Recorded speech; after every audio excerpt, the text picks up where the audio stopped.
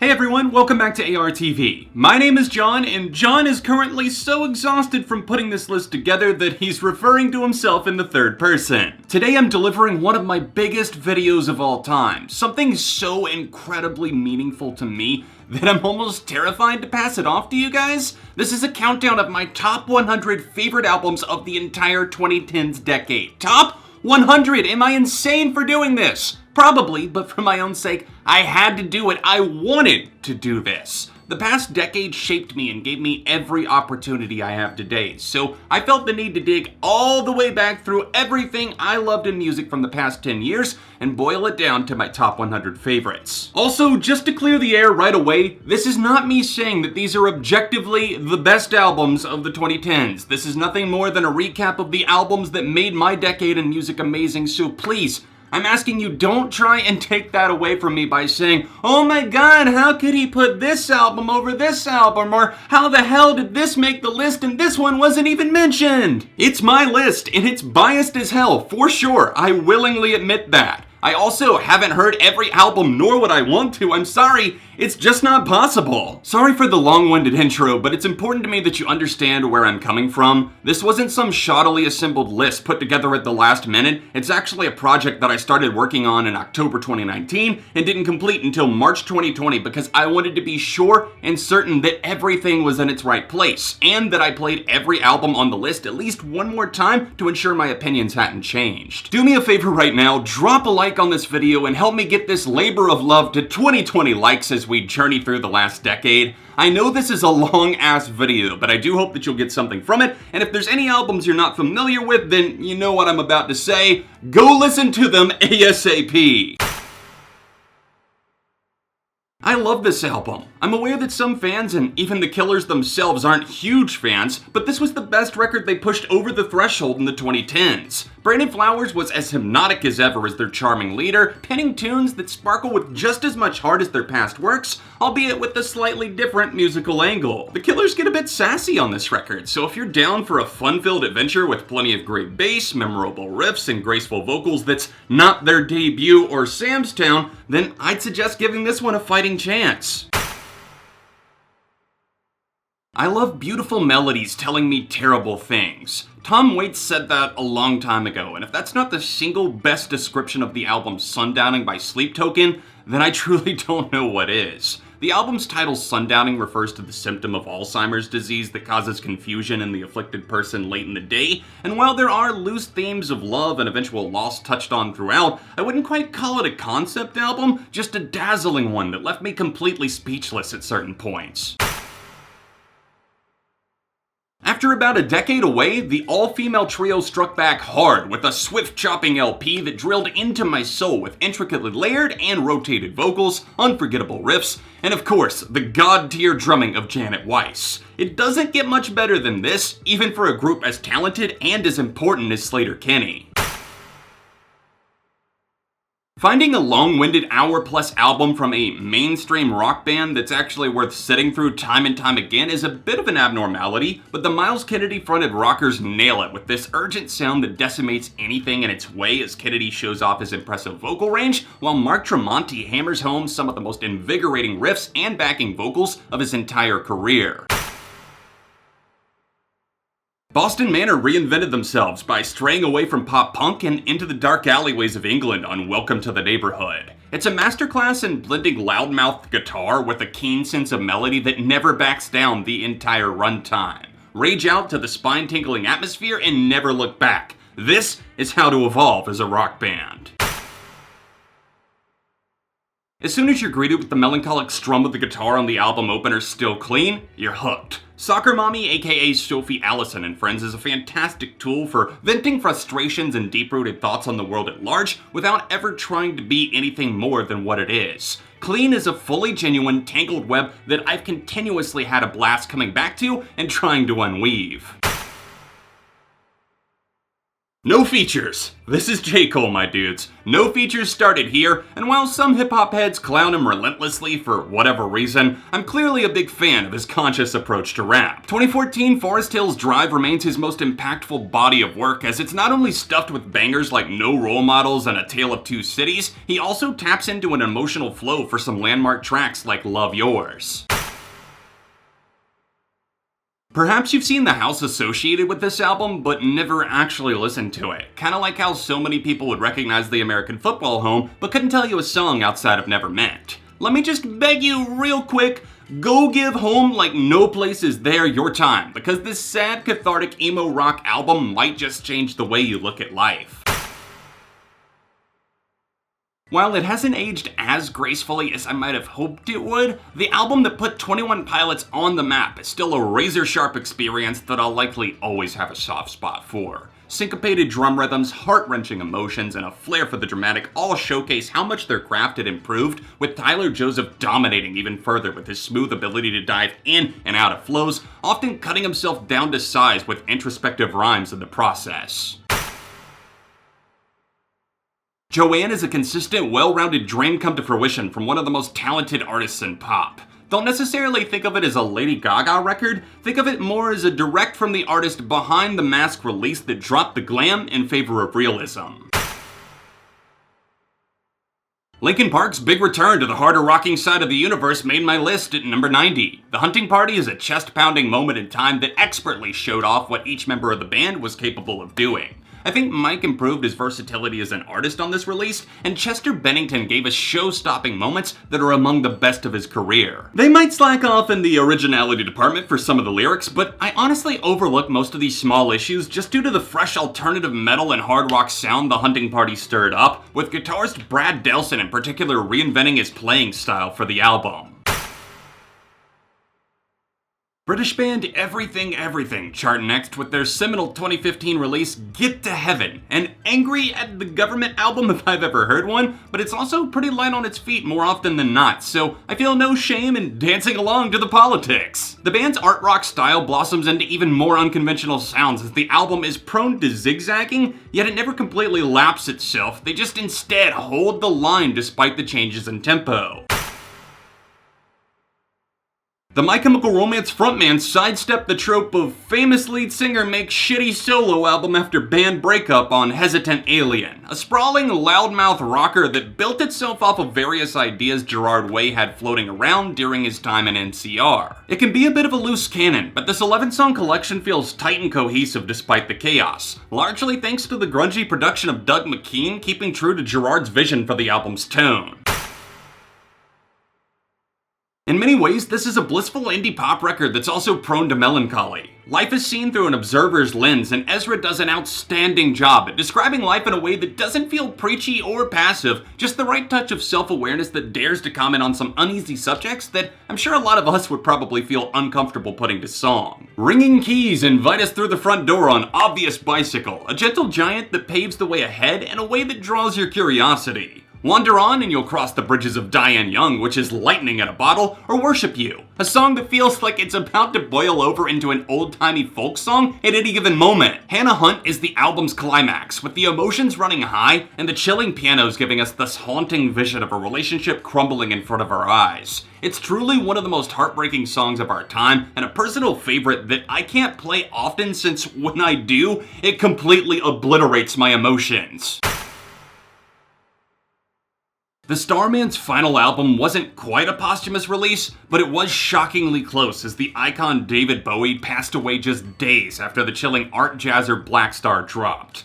Obviously, this album can be quite hard to listen to, but each time I go back, I find myself holding on to more and more, elements that I didn't even pick up on previous listens. Worth the pain, worth the joy, worth every minute you spend back in his world.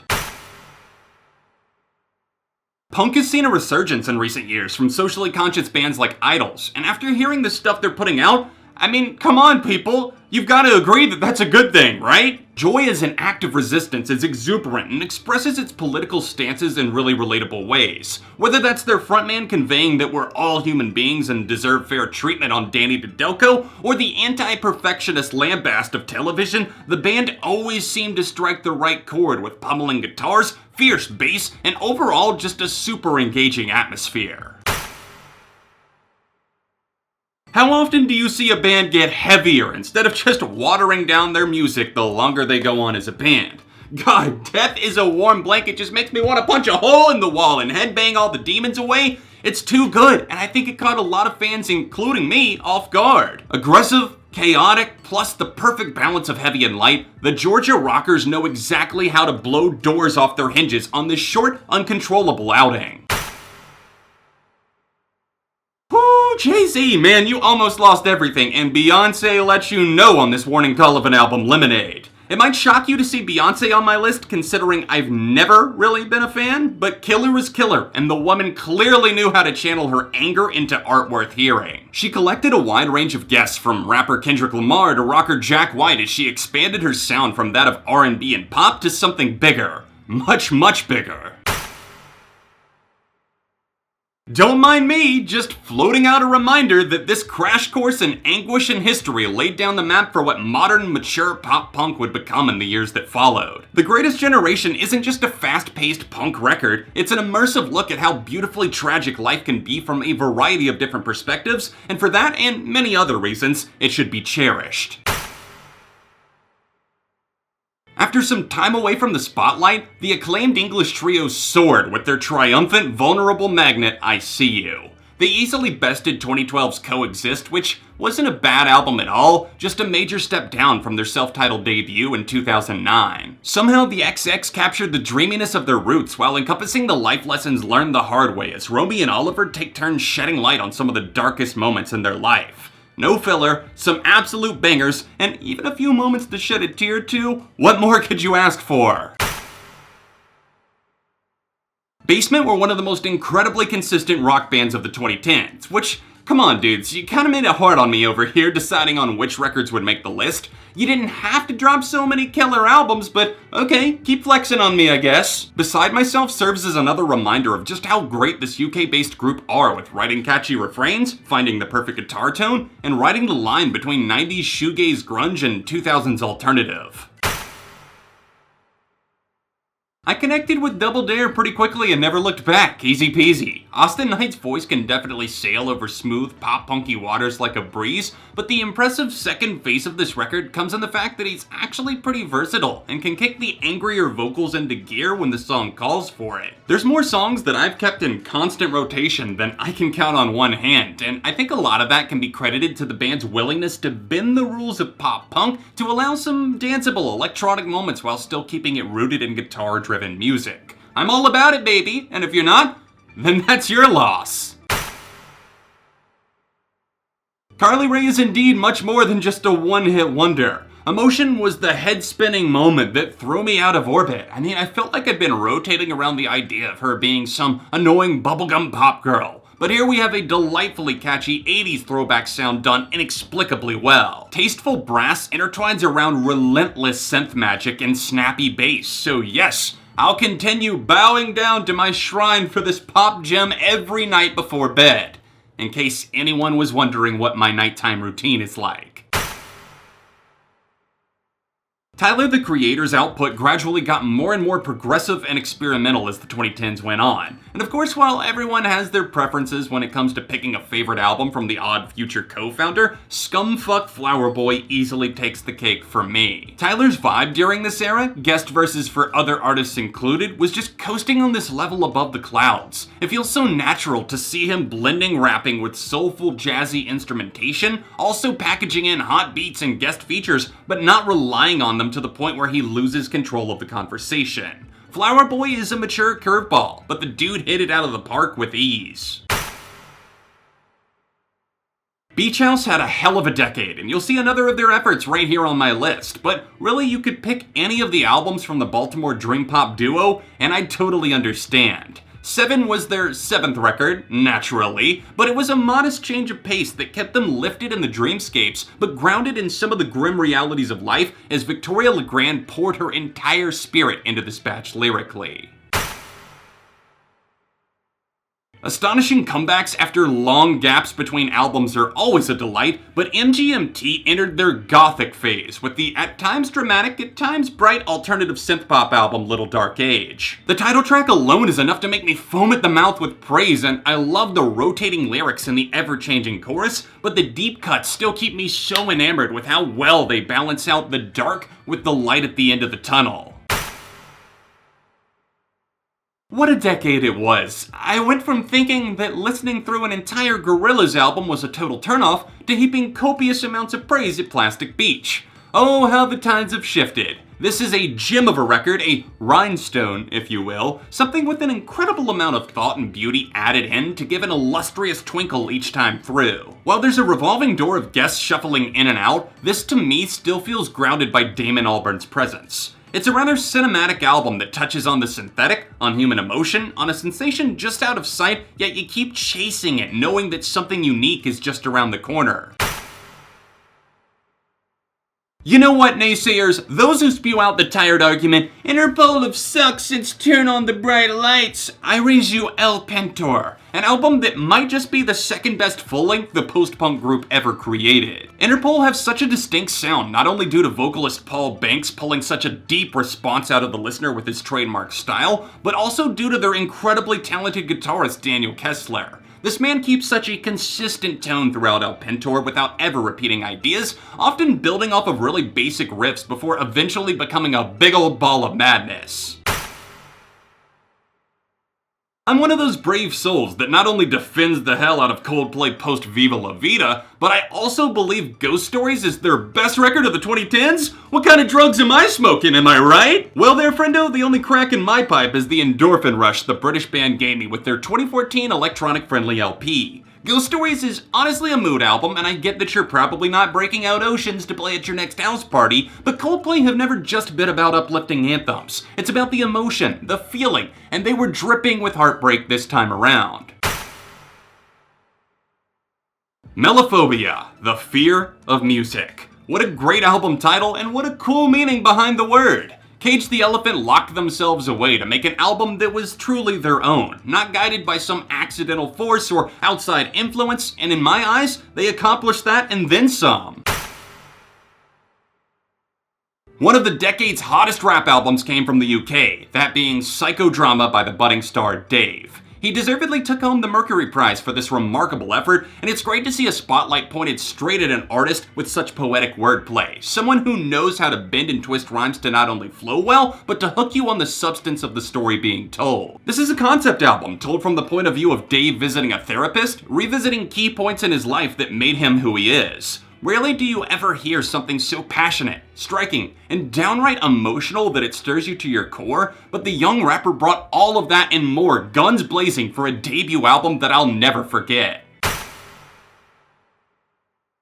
Metric has been around for a long time, and for a deep in the career record to be this good? Holy shit, I'm ecstatic that this even exists. Emily Haines is insanely underrated for her vocal skill, and the rest of the band dominates with irresistible rhythms throughout the album. Die Happy, Dark Saturday, Dressed to Suppress, No Light on the Horizon, I could go on, but if you're into indie or alternative rock at all, then you need to hear this for yourself.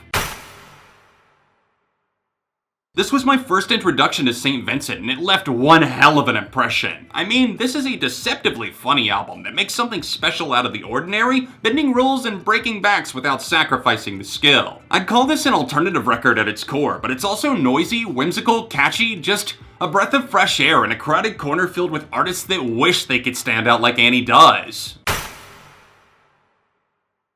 After a rather lackluster outing 2 years prior, Mute Math put their collective energy in one more time before the band fell apart. The results found on Play Dead are astonishingly clean, sentimental, and rich in every way imaginable. There's a wave being ridden for much of the runtime, and it surfs the highs and lows so well. They allow beats to ride out, they shift around the drum patterns with DK flexing his versatility, there's even some jaunty guitars and trembling synths keeping the ecosystem in balance.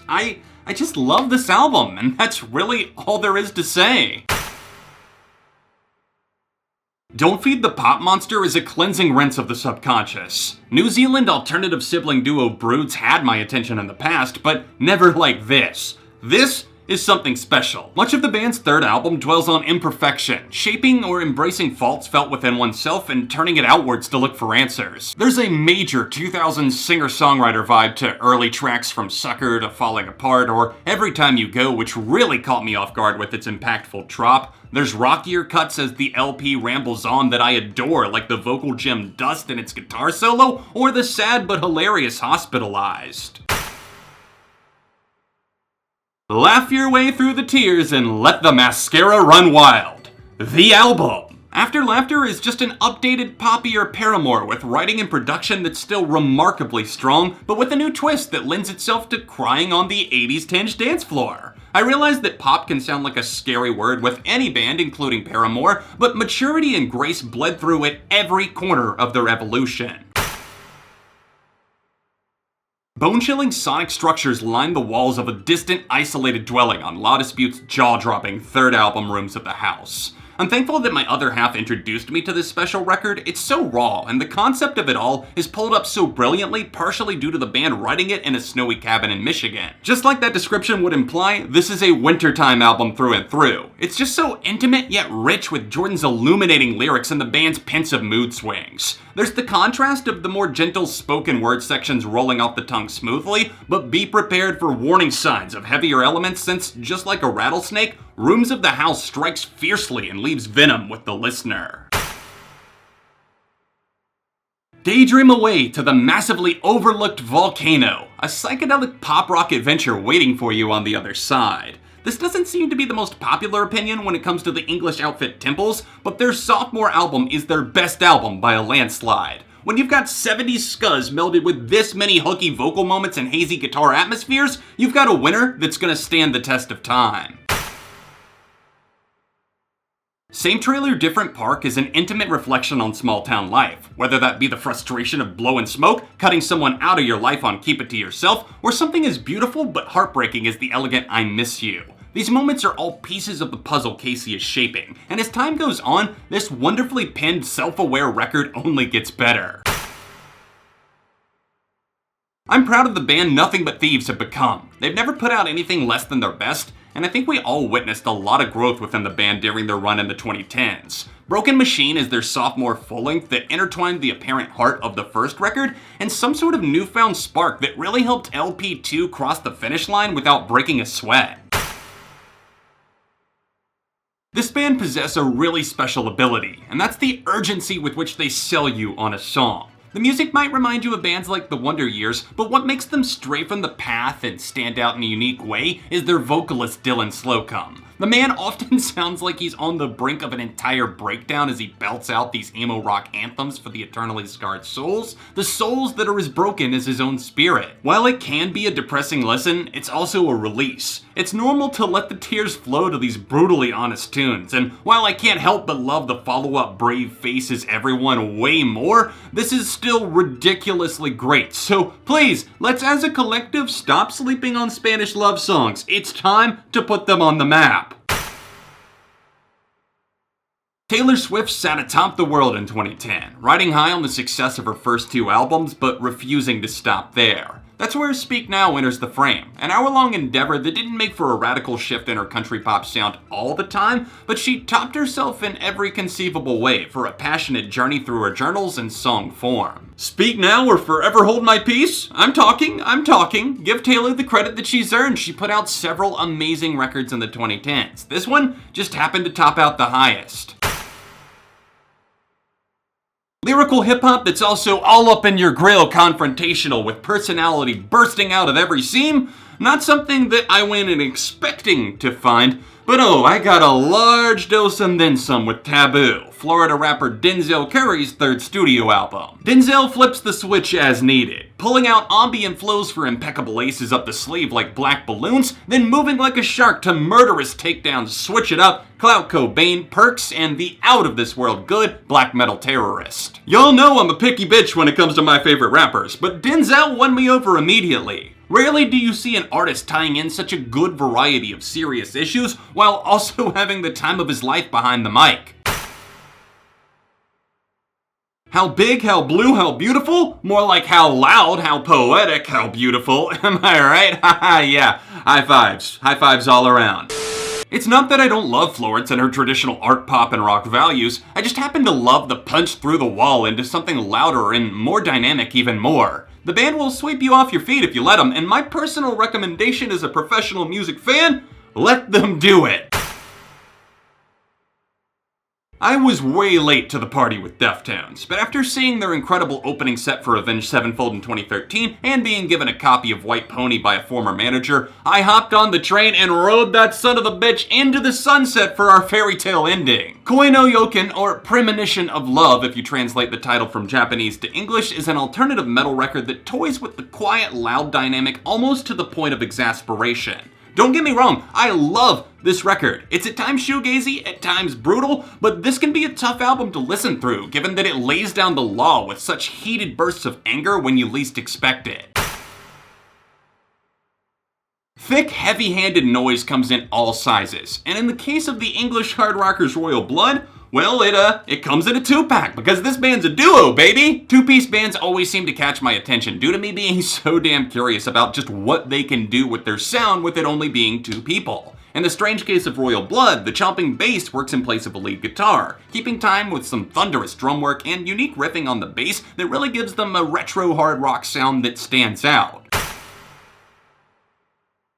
Slipknot, my fully masked friends. You talked the talk and walked the walk. Holy shit, I did not expect We Are Not Your Kind to go this hard, but they returned and did that. They did that in a major way that feels equally reckless and devastating. Over the course of an hour, you'll be subjected to the torments of Corey Taylor's fractured spirit as he and the rest of the crew burn bridges through some of the hammerheads like Nero Forte or Orphan, but my god, you can't not single out those more experimental moments. Spiders belongs in a haunted house, Liar's funeral cracks a nerve with anyone who's ever felt betrayed, and Solway Firth is just straight up sinful, like who said that you could be this insane?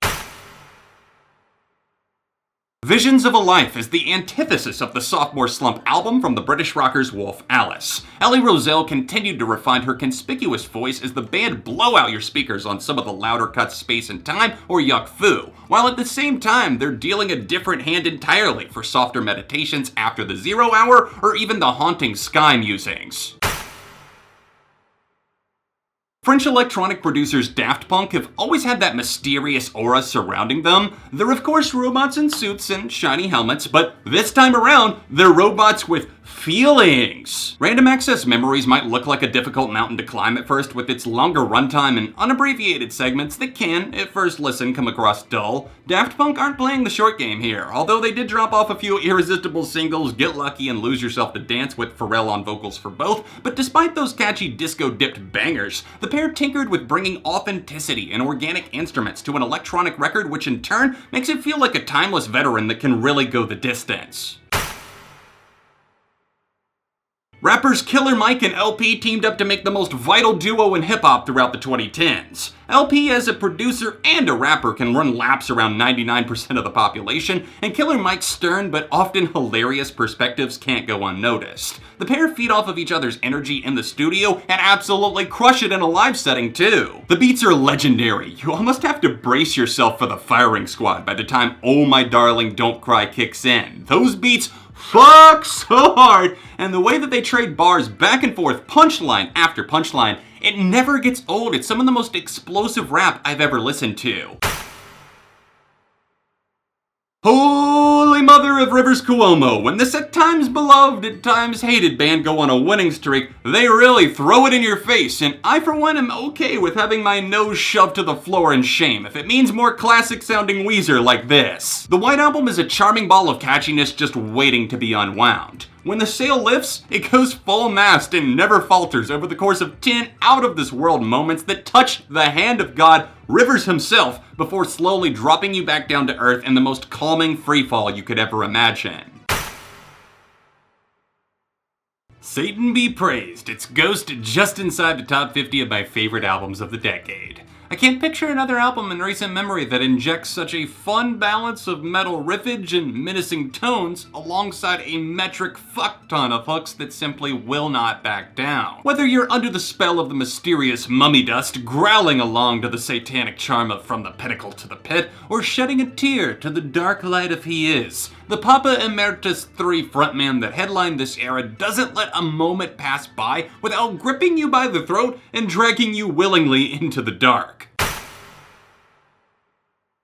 Droll, passing thought-style commentary should not be this interesting. It shouldn't make me actually feel like I'm sitting down watching a friend play with her band. Hell, it probably shouldn't even make me want to dance and sing, talk, whatever the hell you want to call it, along to all of these songs. But my god, does it ever! This isn't exactly an album where you point to a ton of specifics and pull apart the mechanics of why it works so well. I mean, naturally, I do have my top tier favorites like the orgasmic illustration of loneliness, Kim's Caravan, and Elevator Operator, among others, but it's really just a record to take 45 minutes out of your day for. Sometimes you'll just sit, sometimes you'll stand and dance and rock the hell out to sheer brilliance.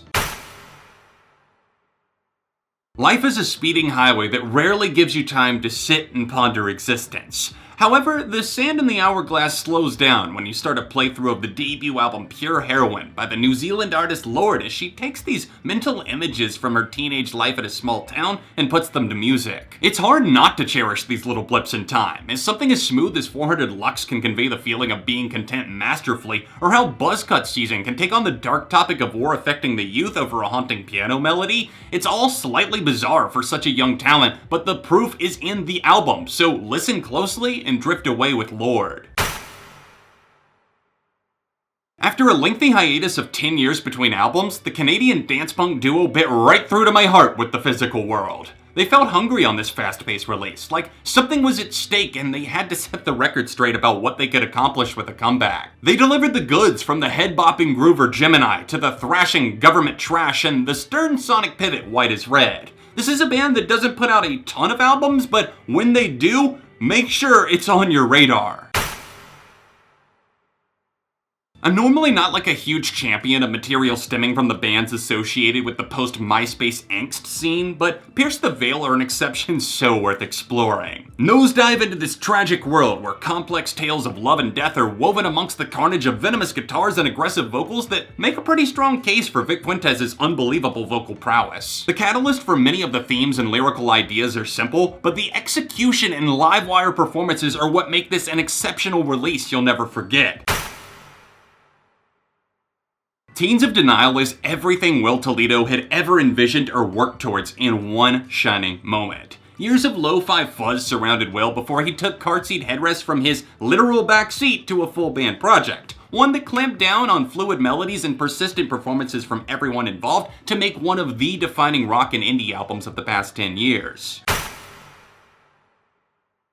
I really hope Remo Drive doesn't turn out to be a one-and-done scenario where they put some sort of curse on themselves by naming the first album Greatest Hits, so I'ma just focus on the overwhelming positives of this emo-leaning pop-punk record and pray to God that this wasn't a fluke. There is not a second that goes by that these dudes don't have my full attention. The writing is quippy enough to not feel passive, yet it's still remarkably easy to shout along with. And the powering guitars rip a black hole in the space-time continuum that just make you want to fall in for 37 minutes, only to be shot back out the other end to pass the good news along to someone else. Did anyone actually see an album of this magnitude coming from Young the Giant? I mean, they're diehard fans, sure, but looking back at their discography even present day, this stands like a tidal wave above the other creations. Granted, I at least like all of their other albums, but many of them have just become something that I kinda cherry pick from, but not Home of the Strange. Nuh-uh. The band ride out some smooth vibes amongst the tranquil settings too, with tempered percussion that always seems to blend perfectly with whatever other stops the guys are pulling out.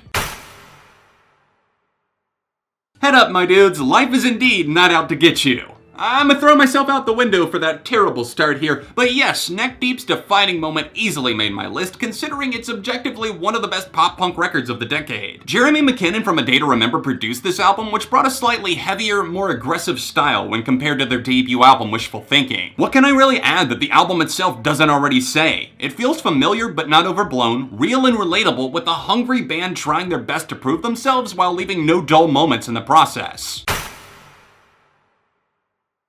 Few alternative bands dipped into the 80s craze like Walk the Moon did, and by that I mean they not only used the modulated synths, scuzzy, danceable guitar tones, and all that jazz, I mean that these songs are vivid, like I can dream in color when I spin this record, and it's pure joy raining down for 43 minutes. Hit was written all over the jubilant Shut Up and Dance, and it indeed made a big splash on the charts. It's one of the best hit songs of the 2010s, but damn it people, it's not the only song on the album! Different Colors is a cute dash of optimism to start us off. Up to You allows itself to cut loose and actually feel like a modern 80s song. Portugal hits an emotional climax with dramatic synthesizers plus a roundhouse kick to a fading romance. And I'll leave you with this. Talking Is Hard is a goddamn blast to hear. Oh, and Spend Your Money? Yeah, that's still the best song on the album. Okay, bye!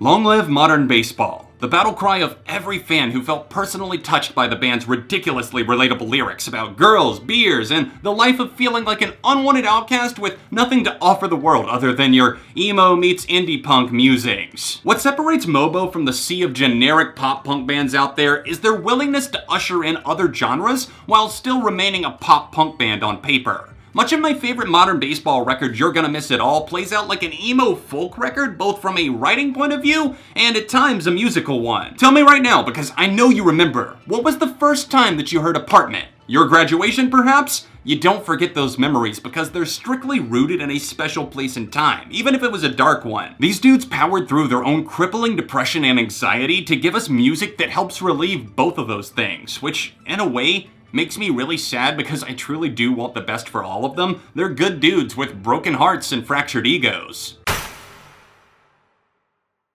Driving pop and rock psychedelics throttle at exactly the right moment, time and time again, on Kevin Parker's masterwork, Currents. Being the perfectionist he is, you can hear every carefully crafted groove, every subtle drum hit, every atmospheric cue he's able to execute while still making you think he's doing this in his sleep. The fact that this record even came out in the 2010s was a bit of a shock to me at first, but then again, holy shit, Danger Days was a decade ago? You're telling me it's been 10 years since I made a fool of myself by making a fan video for Na Na Na my freshman year of college? Dear God, these things really do live on the internet forever. Oh yeah, I'm supposed to talk about why I love this album. So, naturally, this was considered an unnatural move for the rockers who had tapped into more of the post-hardcore, pop-punk, theatric rock scene in the past, but Danger Days is like a... well, it's not that. Think more of like a catapult launching different styles of rock into the air and then just all of those exploding together like fireworks. Fueled by angst and prone to opening up like a skeleton, I've really come to embrace Color Me and Kindness as my favorite basement record, which is definitely still a tough call. The emo-laden undertones wrap around a consistent guitar haze that's so easy to love. Just fall in line with the vibe of tracks like Pine or the heavy riff-laden Spoiled, and the rest'll be history.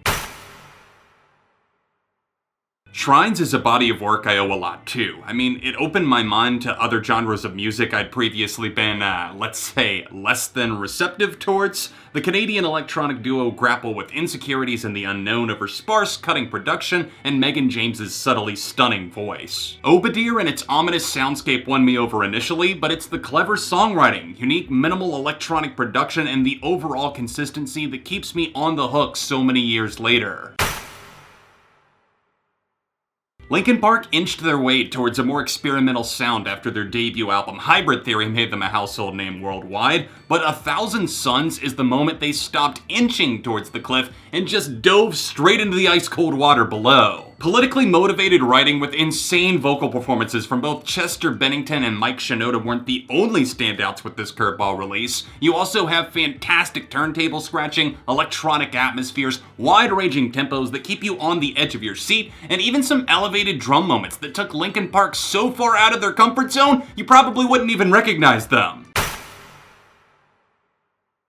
Close your eyes and slide on the headphones for an absolute mood with Turnover's Peripheral Vision, without a doubt their best album that shows the band at the peak of their evolution. Gone are the louder pop-punk traces of their early days. Here is the band willing to take their time, daydreaming away to some truly emo musings that ride the line between relatable and scary. The often up-tempo guitar bliss paired with grooving bass that's always well detailed in the mix might distract you from this, but frontman Austin Getz was clearly shaking off some personal demons, let's say, during the writing process for Peripheral Vision. I've never heard a record that blends indie, dream pop, alternative, and emo so well in one cohesive pop, so cheers, Turnover. I would hate you if I could.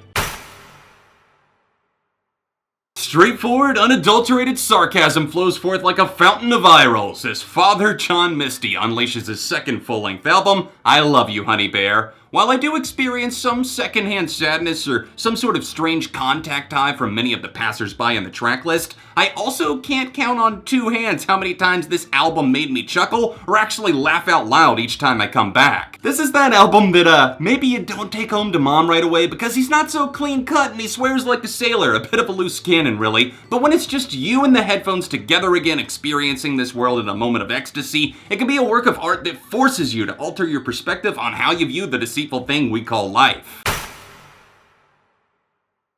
Fixation set in when I discovered the synthpop trio Churches in 2013, and when they handed down this deeply magnetic art from the mountain, I had no choice but to take it as a synthpop commandment from above. Lauren Mayberry has this uncanny vocal skill where she can fluctuate between confidence and timid fear at the drop of a hat, and the bones of what you believe lines up a steady balance of bangers and soul-searching. On the bangers end, I present one of the greatest songs to ever grace my eardrums, The Mother We Share. We Sink and Lies are also massive moments, and the 80s trance of science vision pops off in spectacular fashion. But there's also that weight at the other end with the emotional tug of Tether roaring to life in its final act, Under the Tide, which allows Martin to sing, and of course the dynamic closer You Caught the Light, rounding things out as an ingenious debut album. Predicting that Harry Styles would go on to be a rock and roll star was probably one of my past predictions I'm most proud of. I mean, I'm not saying I'm starting a psychic hotline or anything, but call me beat me if you want to see the future. Soft rock, Britpop, rock and roll, indie, folk, whatever you want to call it, it's a fantastic debut effort that I've consistently kept in rotation from day one. He builds his songs so well with enchanting vocals and then isolates various fears in love and life while his band provides the atmosphere that makes this album feel friendly, like a shoulder that you can turn to again and again and no one's gonna judge you.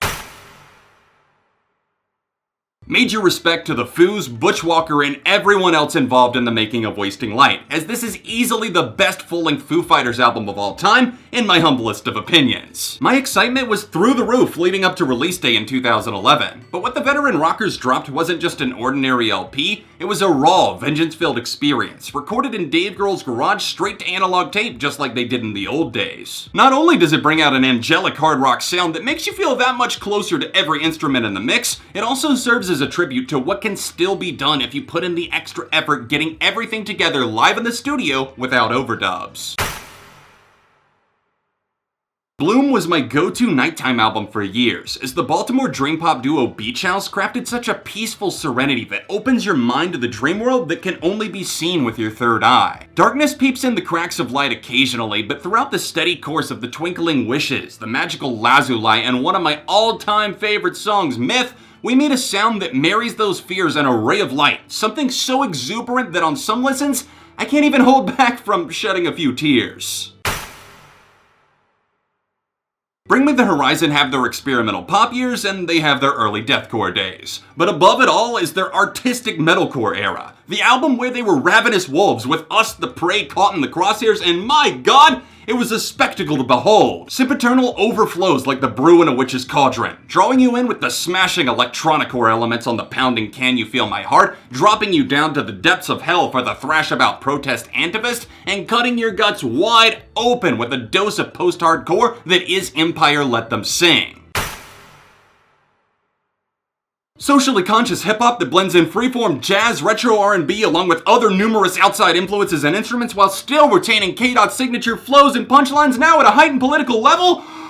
Yep, this album deserves every ounce of praise that's been heaped on it, and it's only gotten better with time. Kendrick Lamar, the man, the myth, the legend. This guy right here really broke down barriers for me in the early part of the decade when I was still on some sort of anti-rap brigade in the back of my head. By the time this record released, I was craving more, and the Compton rapper gave us just that by taking us on a journey that touches on many relevant societal issues, keeping the album cohesive by adding a slow-building spoken word narrative that opens and closes many of the songs. To Pimp a Butterfly will be talked about decades from now, and it's one of the most important hip-hop albums ever released. You can feel free to disagree with that statement, just as long as I can feel free to say, "Ding dong, your opinion is wrong!" No, not really. You like what you like, and you're entitled to your opinion. I've just always wanted to say that.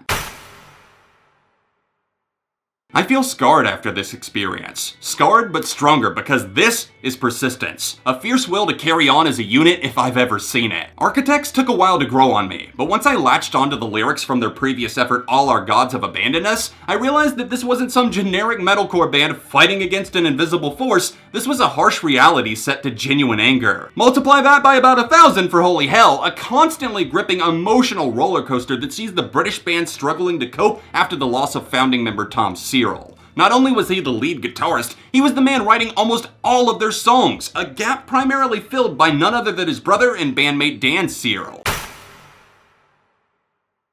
Rewind to the early 2010s, and a younger version of myself was plastering this New Zealand alternative group, The Naked and Famous, everywhere. Enchanting pop earworms might be the first aspect of passive me, aggressive you that jolts out to the listener, but the passages of heavier electronic rock made me keen on the band's taste for making multi-dimensional music. They make you crave their next move, which is often wildly unpredictable, and for something that's rooted in various forms of pop music at the end of the day, it certainly towers over the notion of one genre box as they deliver blow after blow on this refreshing LP.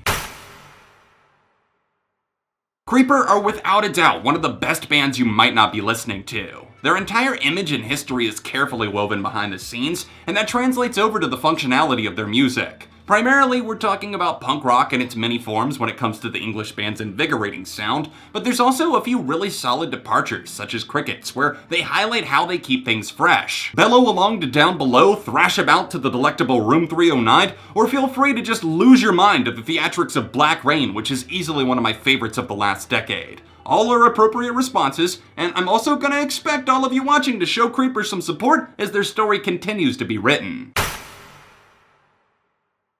Citizen body slammed my expectations and put them in a chokehold with the astounding As You Please in 2017. I should have known the Michigan band were capable of making a power play after the grunge-dipped LP Everybody Is Going to Heaven, but this outing sailed into a more serene, gripping, and mature rock soundscape that's easily among the best records to come from the quote-unquote scene I've had the pleasure of listening to in a long-ass time.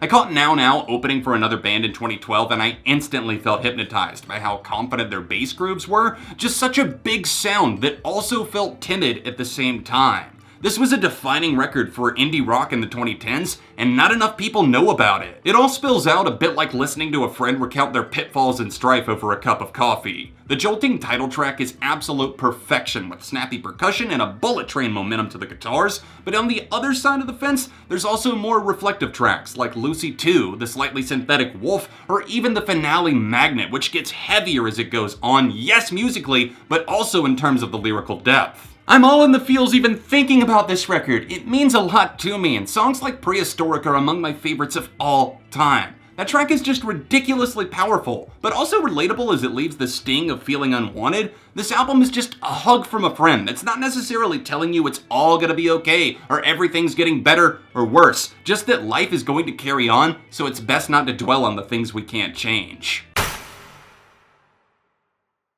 Does anyone else love the feeling of just being sucker punched by an album that you almost had zero expectations for? I definitely do, and I miss that elusive feeling that only comes around every so often. There were few records in the 2010s that flowed this gracefully, shedding off one skin to gently step inside of another, rinse and repeat. That pattern worked like an absolute charm for the beloved indie band, this time taking on the psychedelic side of rock and pop for an immersive sound that washes over you like a gift from heaven above.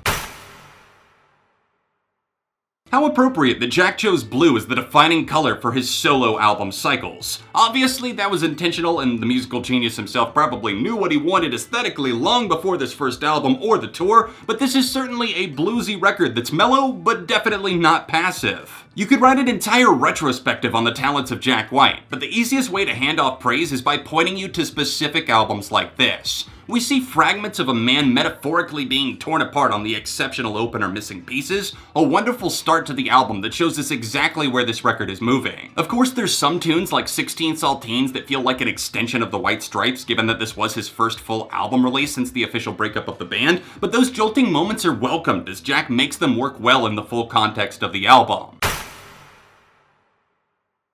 21 Pilots never cease to amaze me. This two-man band keep upping the ante, putting a new notch on the belt, whatever turn of phrase you want to offer. I'm basically saying that they're outdoing themselves and getting better as they mature. Tyler Joseph sharpened his lyrical wit and became an even stronger songwriter. Josh Dunn adapted his drumming beautifully to fit the mood of this new batch of tunes. And perhaps best of all, Tyler sat alongside Mutemath's own Paul Meany for a perfectly produced album with gorgeous layering that allows you to hear every little musical endeavor Trench offers in crystal clear quality. From the moment Jumpsuit kicks off the journey, you sit back and think to yourself, holy hell, they are going for it. And that same mentality penetrates the core of all 14 tracks. Send me to the gallows for inconsistencies if you must, but the deluxe version of Neighborhoods makes the cut at number 17 on my favorite albums of the decade. I couldn't imagine this album without the extra 4 tracks that slightly change up the track list. Despite the writing sessions being endlessly terrible for pretty much everyone involved, this is a body of work Tom DeLonge, Mark Hoppus, and Travis Barker can all be endlessly proud of. They crafted some of their biggest moments in the entire Blink-182 catalog, and I'm not sure if a lot of fans give it the recognition that it deserves. Over the years, I've mentioned this several times, but I was not kind to Neighborhoods in my first review back in 2011. I was a pop-punk kid wanting happy-go-lucky, zany Blink-182, and this album is not really that. Sure, you've got the punk-leaning songs that totally go off like Hearts All Gone, but to me, this record is their hidden ace up the sleeve because of its nuance, its attention to detail, little things and rhythms that might go unnoticed if you let your mind drift to the back burner. Fun do not seem to get the respect they deserve, and with a future classic like this under their belts, I say it's time that we start punching against the grain and then subsequently bow down at this album's feet. Stitching together aggressive hip-hop production with Queen-like guitar moments is one thing, but layering a sense of bravado straight from the theater circuit on top of that was a stroke of genius. I'll go on record as saying that some nights, both the song and the album at large feature some of the most tasteful uses of autotune I've ever heard, at least for obvious displays of pitch correction. Nate Ruess clearly doesn't rely on the enhancement, he just thrives on it as they bring a new dynamic to the music. This album is determined as hell, heads down, shields up, through the fire and out again. It's just hopelessly optimistic despite the situations often feeling gloomy. What a special, sincere record that continues to make me smile in new ways. Thank you, Fun. I hope you return to us again someday. Weezer bounced back from arguably their roughest years together as a band, where stinkers like Raditude were dropping, but after 4 years away, Ubate serves as a reminder that Rivers & Company could reel it back in and crank out the rocking power pop tinge tunes anytime they want. They're just a big fan of testing other styles while we wait patiently. This album is severely underappreciated. Weezer don't play any songs from it live anymore, which breaks my heart since almost every single track is ungodly good. From the rollicking chops of the opener Ain't Got Nobody to the eccentric Da Vinci, which I did a complete 180 on over time, this album is packed full of hits just waiting to be discovered, and that includes the bold Futurescope trilogy that closes the album with a monumental bang.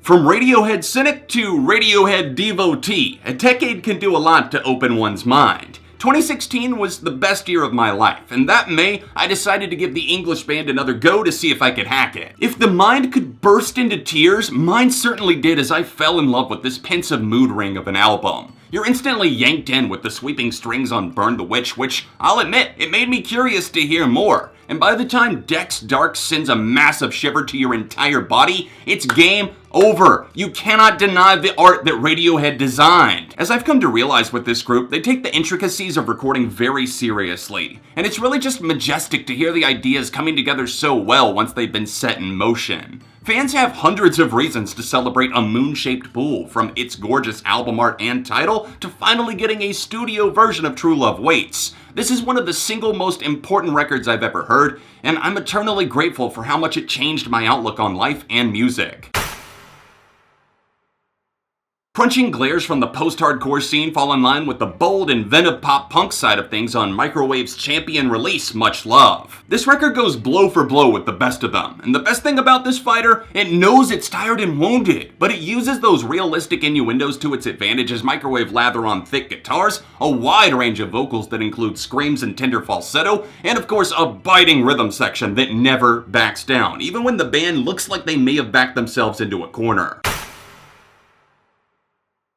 I was uneasy about Paramore's evolution at first, with the lead single Now feeling rather underwhelming as a standalone blip on the radar, yet through all the lineup changes and the turmoil that we'll never fully comprehend, they wholeheartedly laid down the law on the self-titled album. Is it fair to call this a pop record? Nah, I mean, there's plenty of elements and songs that clearly have their mainstream inclinations, but the DNA doesn't feel forced or fabricated for the sake of commercial gain. Rather, we see a band hitting a mature stride that started on Brand New Eyes and carried on past this one into After Laughter. The self-titled is a gargantuan gamble that combines minimal ukulele interludes, aggressive shredding, and intense self-reflection over the course of 63 enthralling minutes.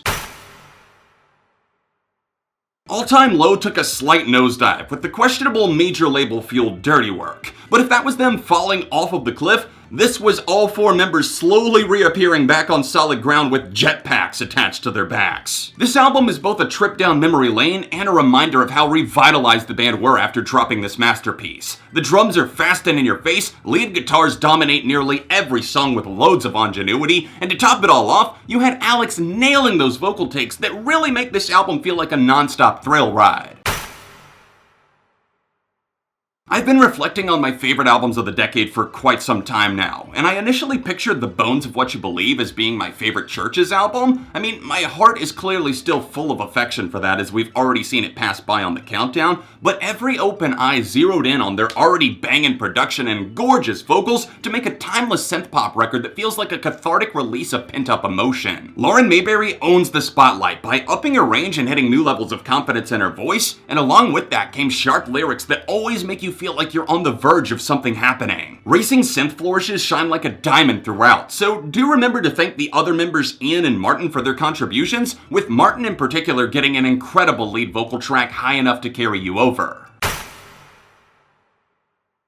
Marvel at the unbridled punk tenacity of the Canadian band Pup, a group who just can't seem to stop themselves from getting bigger and better with each passing album. I'm not gonna be the one to step in front of the bull here, if you know what I mean, because a playthrough Morbid stuff should give you a pretty good idea of what you're up against if you do. Punk records with a real sense of vigor, humor, and versatility don't exactly wander out in the world every day, so when they do, break out a fucking Pokeball and capture that son of a gun, because that's like the rarest Pokemon of all. If country space pop wasn't a genre before Golden Hour, it is now. Casey Musgraves is to modern country what Loretta Lynn and other strong female voices were to their respective generations. She carries the torch and presents a message that always seems to feel daydreamy yet impactful simultaneously. Never afraid to make it personal, but universal enough to feel like absolute bliss when the stars align. Golden Hour unplugs the clock from the wall, allowing time to stand still. All you can do is absorb the music in your bones, letting it enfold you as you wander around the hallways of the record that always seems to have a soft spot for you to sit and reflect.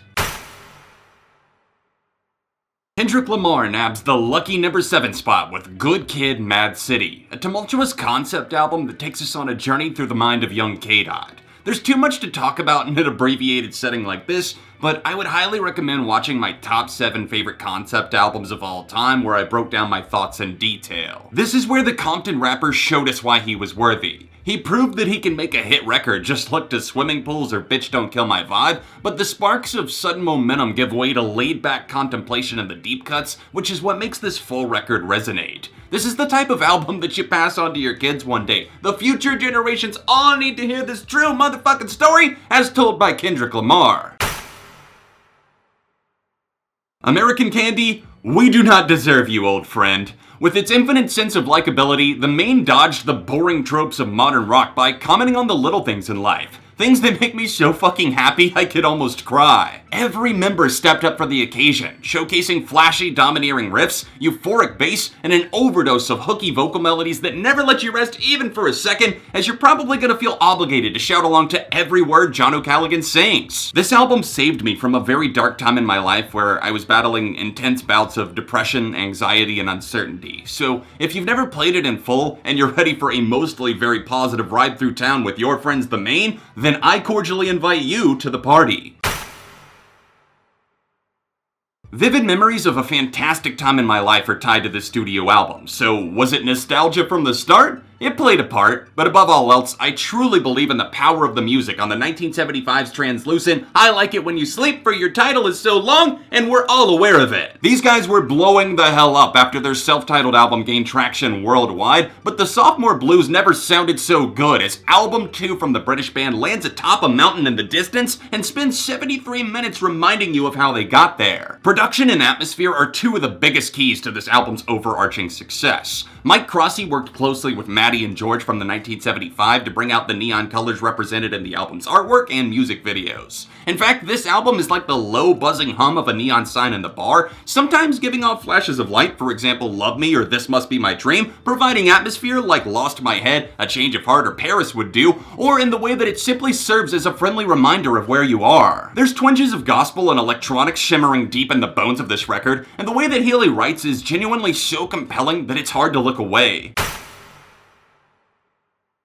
After a rough period in the history of Josh Homme and Queens of the Stone Age, the collective pounced right back into the world of sludgy desert rock with a twist on the masterstroke Like Clockwork. I see you, Queens of the Stone Age. That's such a sly title for the album because everything truly does line up like clockwork. The collaborations are phenomenal and organic, with everyone from former member Nick Oliveri to Alex Turner, Jake Shears, Trent Reznor, and Sir Elton John making appearances. Damn, that gets me excited even saying all of those names out loud, and the album that ensues? Untouchable. What sort of wizardry could have led Queens to crafting such an iconic album? We may never know. But what I do know for certain is that this experience knows how to thrill not only when it's being loud, but when it's taking the time out to twist the dagger into your subconscious just a little bit deeper. I've driven myself to the point of hysteria wondering why Lord's sophomore album didn't smash the charts twice as hard as Pure Heroine. Her second outing dropped after a 4-year wait, and considering where this album is landing on my list, I'd say it's well worth the gap. Melodrama is flawless. There's not a single fucking misstep for the entire record, and that still blows my mind years later. Ella's writing doubled down on the insight her younger self offered, this time commenting on loneliness, love, and leaving the past in the rear view. The mixing alone deserves an award. Every little nook and cranny received attention to detail, and as a result of the love poured in, we have a phenomenal album that will go down as one of the greatest sophomore releases of all time. Greenlight rallies the troops after a moody start, breaking free and setting the rest of the record in motion. The first batch of songs that follow are insanely catchy with off-the-charts production, but we eventually land on the heartbreaking Liability that sees Lorde tossing around her deepest fears as an artist in a piano ballad. The back half follows up with a style that certainly feels cohesive, both musically and in terms of the overall narrative, but this is the part where she starts to reflect on the passage of time, and how a teenage relationship looks so enchanting when you were in it, but when you grow up and apart, it's overwhelming at how great she is at making these hard feelings flow like poetry. Melodrama is the best pop record of the decade, and pop might not even be the right word to describe it since there's such a vast array of sounds scattered about. This is an artist in her prime, and one that will clearly take her time to craft a record that sends us to perfect places. There's moments in life that might seem inconsequential, clicks that seemingly lead nowhere, or rabbit holes you fall down and waste an afternoon to. But then there's the rabbit holes that contain the pot of gold at the end of the rainbow, and I got my reward one rainy spring day in 2015 when, by chance, I clicked on an NPR blog post promoting the Wolf Alice song Giant Peach. I fell in love with the massive 90s rock haze the UK band were bringing, and then I went on to buy the album, their EPs, and even the big-ass box set that I probably didn't need, but damn it, I wanted it. My first date with the love of my life was a Wolf Alice concert, and looking back, I couldn't imagine the decade without their music serving as the soundtrack. My love is cool. What an absolute landmine, what a flamethrower of a record that manages to be a coat of many colors. It wears the vulnerable mask for slower brooding moments such as the beady-eyed opener turned to dust or soapy water that experiments in wondrous ways. Then we see the mask lifted for the riot-inducing Mona Lisa smile, the shapeshifter swallowtail, the easy breezy 90s alt-rocker freezy, and who could forget the spacebound traveler, Your Love's whore that sees Ellie Roselle putting it all on the line, not knowing what she'll get in return. Socks knocked off? Bitch please, after my first few listens I was as naked as the Blush EP cover. Some might question if the album has held up as well as I'm insinuating. It is, it has, and it will continue to, because even forgetting the album's themes, this is a musical tightrope that throws your balance both ways without ever dropping you on your face completely.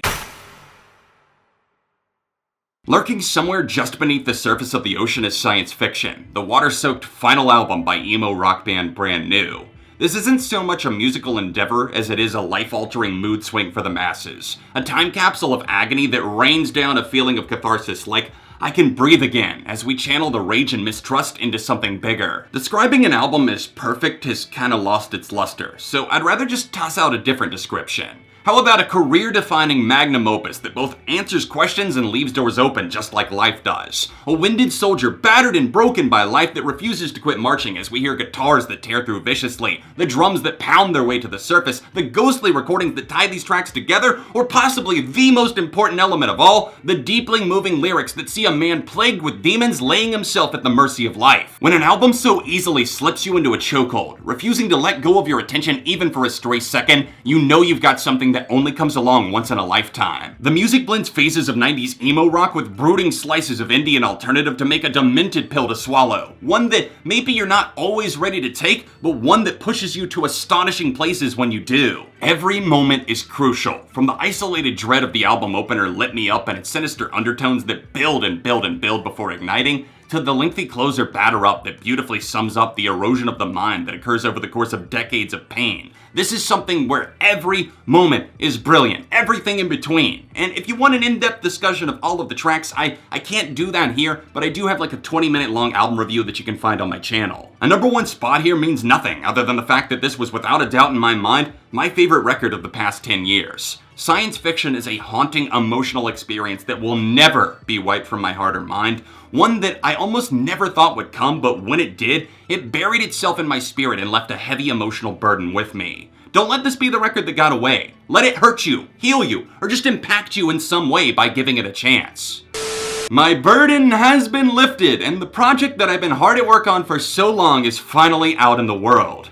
This was so mentally taxing, I can't even really explain it. So many changes, so much writing, editing, filming, everything like that. But thank you so much. This video has finally become a reality. I can't thank you enough if you are watching, if you stuck with me over the years. You've helped grow me to where I am today, and I would have never been able to turn my love for music into my full-time job if not for you, the viewer. If you'd like to support content like this on YouTube, there's 3 things that you can do that would help out my channel significantly. Number 1, just liking this video helps more than you can even know. That, along with joining the conversation in the comments, lets YouTube know that this is an active community, and it actually pushes me out to even more people that might be right at home here. Number 2, you can tell a friend about my channel's ARTV and beyond ARTV. Cross-post this video to music communities you're a part of, blast it out on social media, anything helps for any of my videos, and just know that when you do that, I'm always appreciative when you take the extra time out. Number 3, you can sign up to directly support my endeavors on Patreon. I have 5 reward tiers over there that range from $1 a month that lets you vote in polls that directly impact the content on the channel to $20 for getting a request in for me to cover. It's the top link in the description down below, and also I want to shout out my current $50 above and beyond patrons ILuvMetal, Brandon Barenfeld, Seth Koppisch, the Gameshed, and Varner. Thank you all so much for your support, and to everyone still watching this video right now, I'm humbled. I feel a little bit vulnerable because I put a lot of me out there in a bigger way than I've really ever done before, so I genuinely hope this was an entertaining video for you. You can watch all of my year-end countdowns in this playlist here, or you can see another recent video by tapping here. The Patreon link should be on screen too if you'd like to go that extra mile, and as always, I'll see you soon for more on ARTV.